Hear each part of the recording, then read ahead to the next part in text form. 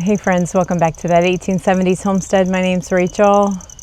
Farm stand's still closed. It's been about a week since we put out that video, and today's video is going to be kind of addressing my response, not only to, my response to the closing, and maybe addressing a few of your comments. In general, not directly, but maybe I had those same feelings or struggle with some of those same feelings and how I deal with it. So I want to just preface this because we got a few new subscribers through that video, and I just want to thank you guys for your support. Just an outpouring of support and camaraderie in that video, and I thank you for that. And but we started the farm stand not as a side business. It was my retirement hobby. It was me sharing everything that I love and my passions with my local community, and whether that was soap making or beauty products or canning, which is one of my greatest passions, and maybe some crafts from time to time. So I'd hate to be, I just want to say that because I'd hate to be compared to small businesses, because I feel like that's unfair to true small businesses who are depending on a living. This was just for fun for me, and it does provide some income, but more than that, it's me, just an expression of my joys and any God-given talents that He's given me. So I have to go though and harvest carrots today, so we're going to talk about kind of my response and how I'm managing through it with all the grace that I can while we harvest carrots. So let's get into it. Ta-da! Chapter 1, anger and disappointment. Wow. A lot of you are so angry, and I get it. I get it. I can be just as outright angry and frustrated by the government. But I shouldn't be. Let me start there. Unless, and this is, I'm telling you when I say these things exactly what's been working in my heart. I shouldn't be. Unless whatever is happening is in conflict with ultimately the rule of law over my life, which is the Bible. And a lot of things, a lot of things happening, like whether or not I can have even a farm stand, whether or not I can garden, whether or not, I can own a gun. Rarely are those things laws in the Bible. They're freedoms that we have in this country, but whether or not I can do those things has no bearing on my sanctification, my redemption, or anything like that.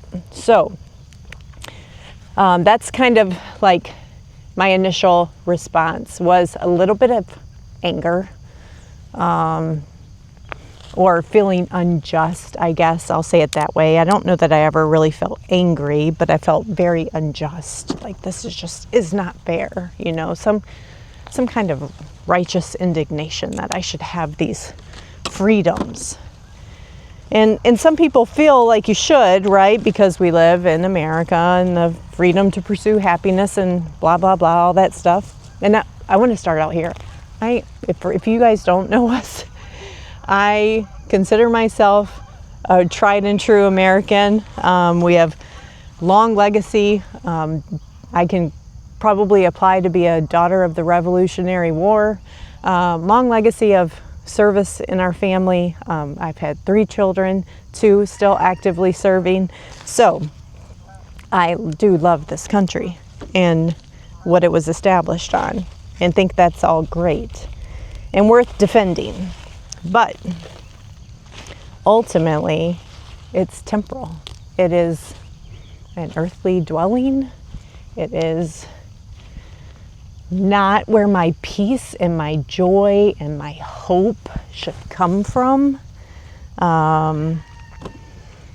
So when I was feeling all those initial feelings, I immediately was checked and said, that is not how you should be feeling. There are times to be angry, right? When the government completely gets it wrong, and it's against, fundamental truths. But then there are times where the government gets it wrong, but it's not what I believe a fundamental truth of any biblical law that I live my life on. So that is the anger and the disappointment, and the words that kept coming to my mind were peace, joy, peace that surpasses anything the world can provide, joy and hope more than anything on this earth can provide. And if I start finding joy, peace, and hope in those things, I'm not living my life correctly. I'm out of step. And I think, so let's switch to chapter America the Beautiful.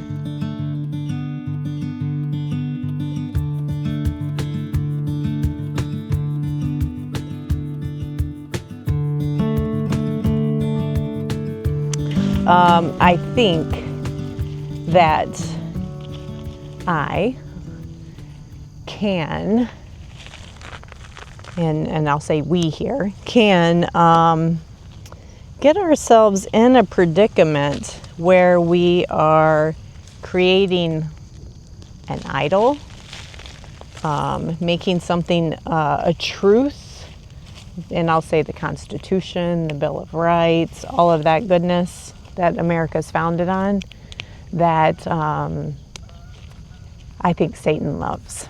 So I think he loves the fact that we're getting distracted by all this nonsense. Sad little guy. Loves the fact that we're getting distracted by all this nonsense. And when I started, working on this part of what God was trying to tell me through all of this, I started thinking about how we can get robbed of so many blessings when we focus on all the negativity. And I'll say right? I could get so focused on what's happening in our social, political, economic areas of this country and totally lose sight of the ultimate blessing. Like how, and this will be hard for some to hear, I know this, but just listen to me for a second. But by the grace of God, I was not born in China. And I pray for my brothers and sisters there. But by the grace of God, I was not born in war-torn Libya or Syria or Ukraine or under communist regime of Russia. Are they less loved by God than I? Absolutely not. It's only by his provision that I was even born here. And I do have the freedom to garden, and I do have the freedom to even talk to you guys through a public forum like this. Like, that's amazing. And, something that was made really clear was, these carrots are in there deep, that, oh no, I'm not going to be able to get this one, not without a shovel.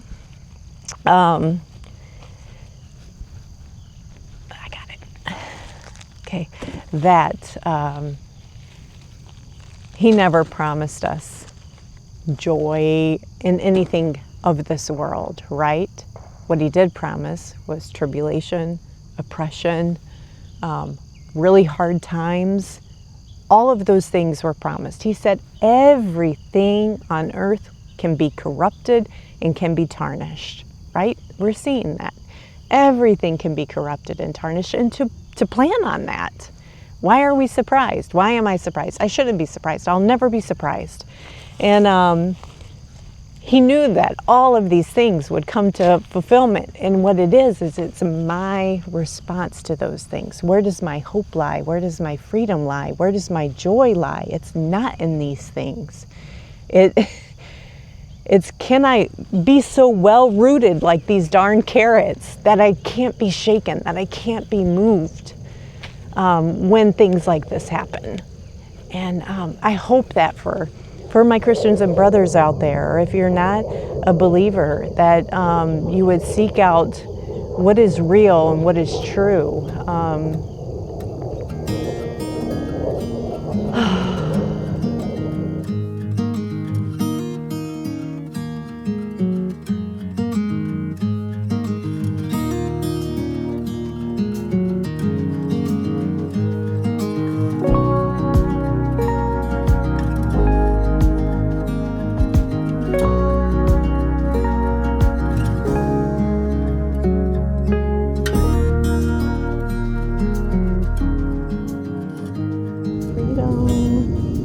Anger, disappointment, America the Beautiful. Oh, the best one yet. And I got worried. I think it was surely of the devil telling me that people are going to think like you planned all this. And I didn't plan all this at all. So a lot of people were saying like in the comments, like there's so many farm stands. I'm so sorry that like you got singled out, or I wonder why they picked you, or blaming my sweet neighbors. I'm telling you, my neighbors did not do this. We have a beautiful community. It's a farming community here. We're all very supportive of one another.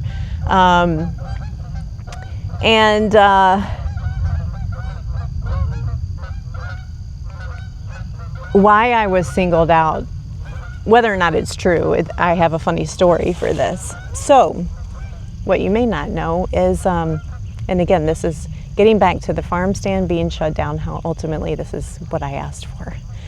And it's a mulberry tree.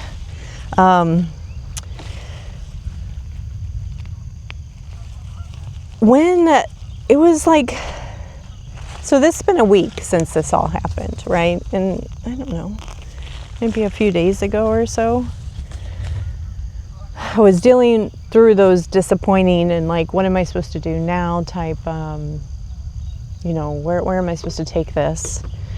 And I told you guys in that video, the hardest thing to address for me was the face-to-face sales. And because, I have the grandkids some days, and we're just busy that I can't sit out there all the time. And you guys all had wonderful recommendations, and we had thought about a lot of those things that you guys recommended. And I was kind of just talking during my prayer time with God. And if you're not a believer, you might have heard the saying, like the still small voice of God, or things like that. And some people that are actually even Christians maybe have never even heard it, or they wonder if you're new, what does that sound like? What does that feel like? And I have heard it over my life, and it's not exactly audible. It's like your conscience is talking to you a little bit, and it's a very clear, it's not you talking. And it might sound crazy to some people, but I was just like, kind of what do I do with this disappointment, and where do I go with it from here? And, I want to do it if it was His will, and if it wasn't His will, should I move on to something else? And all I heard was, this is exactly what you asked for. I was like, I did. I did. Oh my gosh. And I just started cracking up, laughing. And I was just like, oh, you're good, God. That is so funny. So what I had been praying for was, if you've ever come to the farm stand, you might have seen a sign out front, and it was like, this is a self-serve stand, and please don't come to the door, because I might have the grandkids or things like that. And I'm doing a terrible job picking carrots while I'm talking to you guys. And please don't come to the door. You know, here's a cash box and stuff like that. And I've often said in videos that I'm quite introverted, like painfully so sometimes. I'll tell you a story. I went to Homesteaders of America conference many, many years ago, the only time I've ever gone. And I spent much of the time hiding in the porta-john because it was just so many people. And back then, maybe we had 10,000 subscribers. We didn't have a lot of subscribers. And so I couldn't imagine facing a crowd like that today. It's very, very painful for me when we go in public, like I'll say it like that, painful, when somebody recognizes us, because I don't know, almost feel embarrassed a little bit. And darn it.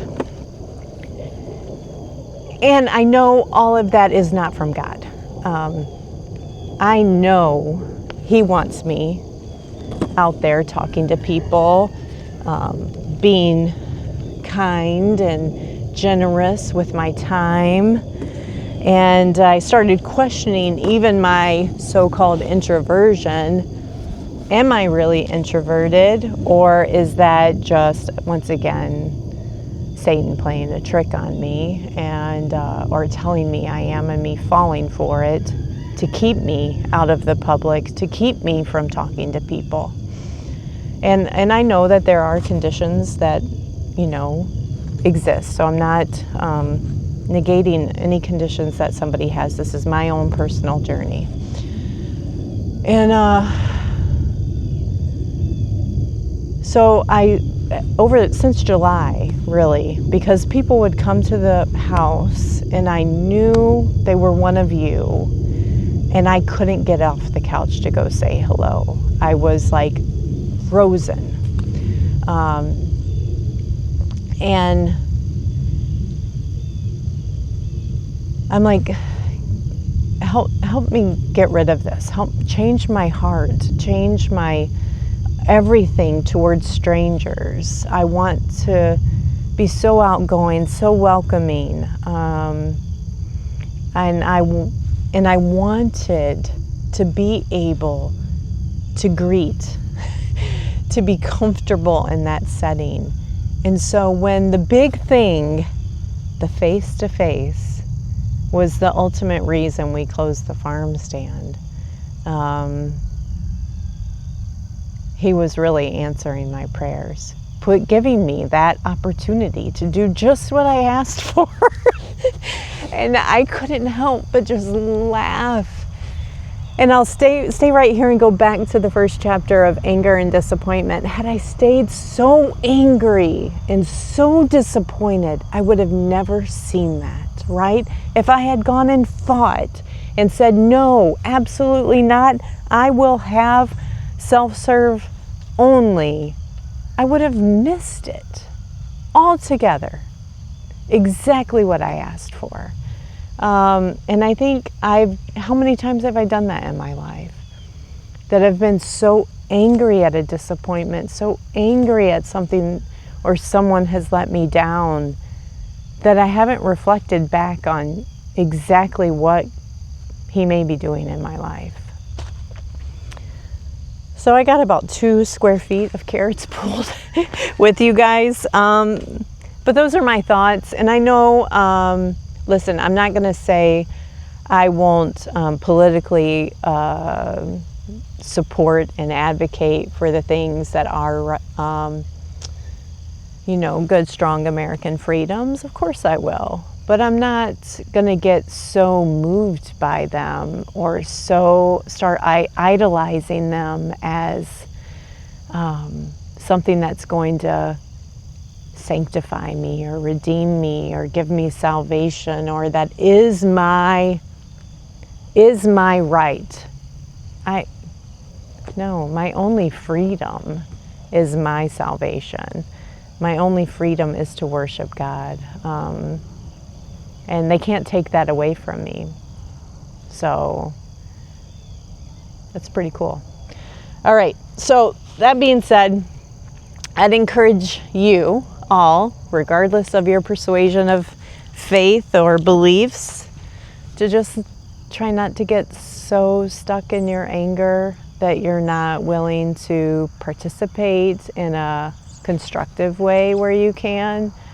Don't get so stuck in your anger and frustration that you don't see the blessings that really we have. We have incredible blessings in comparison to so many.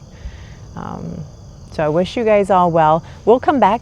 I don't know what it's going to look like or when, so stick around. And if you want to know more about gardening, and homesteading, and canning, and you're new here, we'd invite you to subscribe. And we got a lot to share going forward, and wish you guys all the best. I'll talk to you later.